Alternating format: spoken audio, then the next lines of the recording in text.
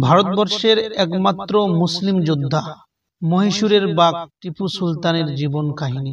যদি আপনি একজন মুসলমান হয়ে থাকেন আর আপনি যদি টিপু সুলতানের ইতিহাস না জানেন, তার জীবন কাহিনী না জানেন, তাহলে আপনার থেকে হতভাগা আর কেউ হইতে পারে না। এই জন্য ভিডিওটি কেটে দেবেন না। ভারতবর্ষের একমাত্র যোদ্ধা যাকে মহীশূরের বাঘ বলা হয়, তার জীবন কাহিনীটি আজকে শুনে যাবেন। যে টিপু সুলতানকে ইংরেজরা মহীশূরের বাঘ বলে আখ্যায়িত করেছে, যে টিপু সুলতান ভারতবর্ষের মধ্যে মুসলমানের মাথাকে উঁচু করে দিয়েছে, সেই টিপু সুলতানের কাহিনী আমি আপনাদের সম্মুখে তুলে ধরতেছি। খুবই মনোযোগ চাই আপনাদের।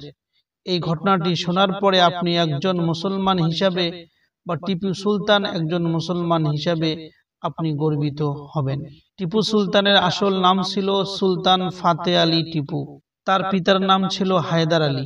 10 নভেম্বর 1750 সালে বর্তমান বেঙ্গালোরের দেবনাহল্লিতে জন্মগ্রহণ করেছিলেন এই টিপু সুলতান। কথায় আছে, সেই এলাকার মধ্যে একজন অলি ছিল যার নাম ছিল টিপু মাস্তান।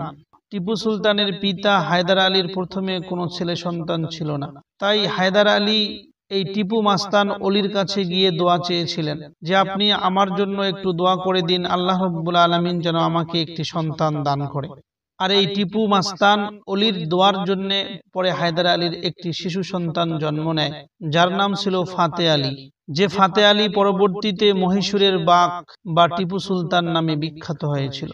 টিপু সুলতানের পিতা নিজে খুব শিক্ষিত না হওয়ায় ছেলেকে সকল ধরনের শিক্ষায় দীক্ষিত করেছেন। টিপু সুলতান প্রাথমিক শিক্ষা শুরু করেছিল রণকৌশল ও সমরবিদ্যার মাধ্যমে। প্রথমেই যুদ্ধের কলা কৌশল এবং তারপরে অন্যান্য শিক্ষা তিনি অর্জন করেছেন। তিনি উর্দু, আরবি, ফার্সি, কান্নাড় ভাষায় বড়ই পারদর্শী লাভ করেছিলেন। এর পাশাপাশি টিপু সুলতান কোরআন এবং ইসলামী শিক্ষার উপরও জ্ঞান অর্জন করেছিলেন। ছোটবেলা থেকেই এই টিপু সুলতান অশ্বরোহণ এবং তীরআন্দাজি, তলোয়ার চালানোর মধ্যে ঘোড়সাওয়ারি, তীরআন্দাজি, তলোয়ার চালানোয় অত্যন্ত সূক্ষ্ম এবং নিপুণ ছিলেন। টিপু সুলতান ছিলেন ভারতবর্ষের প্রথম অন্যায়ের বিরুদ্ধে শহীদ স্বাধীনতা সংগ্রামী একজন শাসক। অষ্টাদশ শতকে ভারতীয় উপমহাদেশে যখন ইস্ট ইন্ডিয়া কোম্পানির কাছ থেকে শেরে মেহসুর বা মহীশূরের বাঘ নামে আখ্যায়িত হন এই টিপু সুলতান, কেননা তিনি ইংরেজদের কাছে স্বাধীনতার মূর্তিমান প্রতীক ছিলেন, যা কিনা তাদের আতঙ্কের বড় একটি কারণ ছিল। একমাত্র টিপু সুলতানেই ওই রাজা যে সর্বপ্রথম ইংরেজদের বিরুদ্ধে স্বাধীনতা ঘোষণা করে তাদের সঙ্গে লড়াইয়ের মধ্যে জড়িত হয়েছিলেন। 1866 সালে মাত্র 15 বছর বয়স ছিল এই টিপু সুলতানের। তার পিতার সঙ্গে ব্রিটিশদের বিরুদ্ধে সংঘটিত প্রথম মহীশূরের যুদ্ধের ময়দানে বীরত্বের সাথে অংশগ্রহণ করেছিলেন এই টিপু সুলতান। এছাড়াও 17 বছর বয়স থেকেই টিপু সুলতান তার পিতার আদেশে রাজ্যের গুরুত্বপূর্ণ কূটনৈতিক ও সামরিক মিশনগুলোতে গুরুত্বপূর্ণ দায়িত্ব পালন করতে শুরু করে দিয়েছিলেন। টিপু সুলতানের সাথে ইংরেজদের শত্রুতার সূত্রপাত হয় 1779 সালে, কেননা এই টিপু সুলতান ইংরেজের অধীনে থাকা একটি দুর্গ দখল করে নিয়েছিল। পরে যখন টিপু সুলতানের পিতার ইন্তেকাল হয় 1782 সালের 22 ডিসেম্বর, মহীশূরের উত্তরসূরি হিসাবে শাসনকর্তার দায়িত্বে টিপু সুলতান বসে পড়েন। শাসন কার্যের ভার নেওয়ার পর তিনি সাহসিকতার ব্রিটিশ আগ্রাসন প্রতিরোধের চেষ্টা করেন। এই জন্য টিপু সুলতানের ইংরেজদের বিরুদ্ধে দ্বিতীয় যুদ্ধ একমাত্র উদ্দেশ্য ছিল ইংরেজদের নিবৃত্ত করা। কিন্তু সেই সময় ভারতীয় কিছু শক্তি টিপু সুলতানকে সাহায্য না করে ইংরেজদের সাহায্য করেছিল। আর এই জন্যই টিপু সুলতানকে একাই একসঙ্গে ইংরেজ এবং ভারতীয় কিছু শক্তি যেমন হায়দ্রাবাদ ও মারাঠাদের বিরুদ্ধে যুদ্ধ চালিয়ে যেতে হয়েছিল সেই সময়।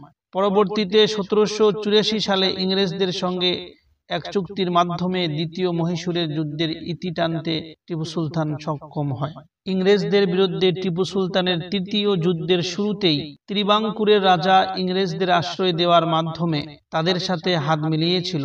এই কাণ্ড দেখে টিপু সুলতান অত্যন্ত ক্ষিপ্ত হয় এবং 1779 সালে ইংরেজদের সেই সহযোগী রাজ্যে আক্রমণ চালায় টিপু সুলতান। এবং যার কারণস্বরূপ তৃতীয় মহীশূরের যুদ্ধের প্রস্তুতি শুরু হয়ে যায়। 1790 সালে তৃতীয় মহীশূরের যুদ্ধ শুরু হয়, যেখানে টিপু সুলতানকে ইংরেজ, তার সঙ্গে মারাঠা ও নিজামীদের বিরুদ্ধে লড়াই চালিয়ে যেতে হয়, যার ফলে টিপু সুলতান তার অধীনস্থ বেশ কিছু এলাকা থেকে ক্ষমতা হারায়। কেননা টিপু সুলতান একদিকে, অন্যদিকে ইংরেজ, মারাঠা ও নিজামীরা ছিল। এত কিছুর পরেও তিনি হাল ছাড়ে না, ইংরেজদের বিরুদ্ধে যুদ্ধের ডাক দিলেন। 1799 সালে চতুর্থবারের মতো মহীশূরের যুদ্ধে তিনি মারাঠা, হায়দ্রাবাদের রাজা এবং ইংরেজদের বিরুদ্ধে সংগ্রামী হয়ে উঠেছিলেন।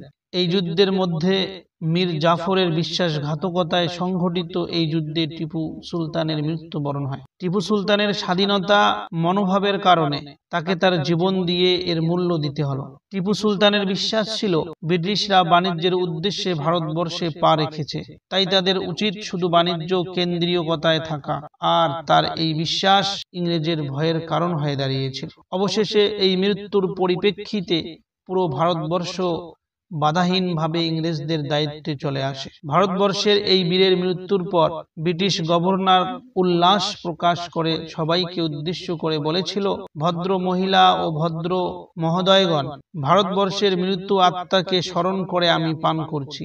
এ গোটা ভারতবর্ষই এখন আমাদের। ইংরেজ গভর্নরের এই কথাতেই টিপু সুলতানের সংগ্রাম ও বীরত্ব প্রকাশ পেয়েছিল, যে টিপু সুলতান কত বড় বিরোধী ছিল ইংরেজ। যখন টিপু সুলতান মারা যায় তখন ইংরেজরা কতই খুশি হয়েছিল আর কত উল্লাস করে এই কথাটা বলেছিল যে এখন থেকে পুরো ভারতবর্ষ আমাদের। ভারতবর্ষের অনৈক্যতার ফলে টিপু সুলতানের এই পরাজয় হয়। মারাঠা এবং নিজামদের থেকে পাওয়া সহযোগিতার কারণেই ইংরেজ বিদেশি শক্তি হয়েও জয়লাভ করতে পেরেছিল।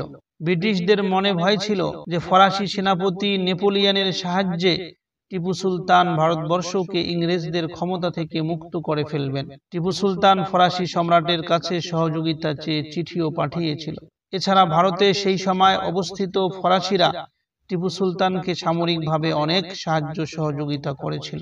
টিপু সুলতান ভারতের বিশিষ্ট ব্যক্তিত্ব ছিলেন।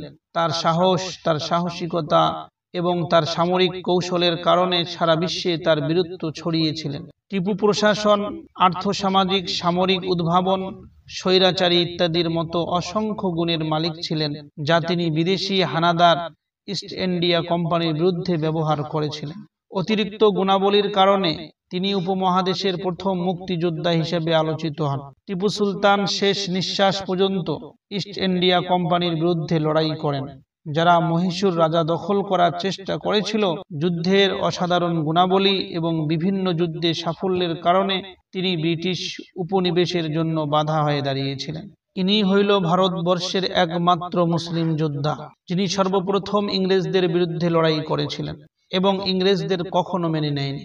আজ আমরা যদিও টিপু সুলতান পৃথিবীতে বেঁচে নেই, কিন্তু আজও আমরা তাকে স্মরণ করি। আল্লাহ রাব্বুল আলামিন তাকে জান্নাতবাসী করুক।